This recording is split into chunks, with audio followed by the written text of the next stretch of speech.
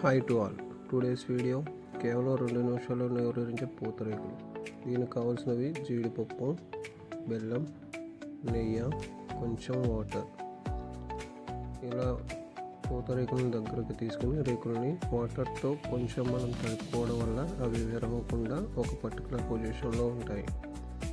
దీని తర్వాత కొంచెం మనం సెట్ చేసుకున్న తర్వాత దానికి కొంచెం బెల్లం అలా చుట్టూరు కవర్ చేసుకుంటూ వేసుకోవాలి. ఆఫ్టర్ మనం కొంచెంగా నెయ్యి కూడా వేసుకోవాలి. ఈ నెయ్యి ఎంతైతే వేస్తామో మనకి పూతరేకు అనేది అంత టేస్టీగా ఉంటుంది.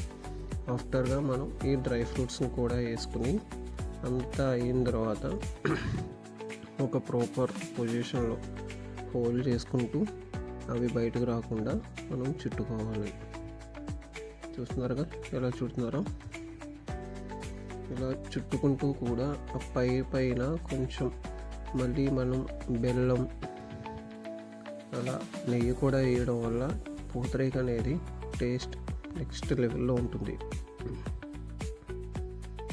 కంప్లీట్ అయిన తర్వాత మళ్ళీ కొంచెం అలా డ్రై ఫ్రూట్స్ వేసుకొని మళ్ళీ హోల్డ్ చేసుకోవాలి. చూసారుగా, ఇది చుట్టే విధానం. మనం పూతరేకుని ఎంత బాగా చుడితే అది అంత ప్రాపర్ షేప్లో వస్తుంది. ఆఫ్టర్ కంప్లీట్ అయిన తర్వాత దీన్ని మనం దగ్గరికి హోల్డ్ చేసుకుంటూ ఇలా దగ్గరకు పెట్టుకుంటాం.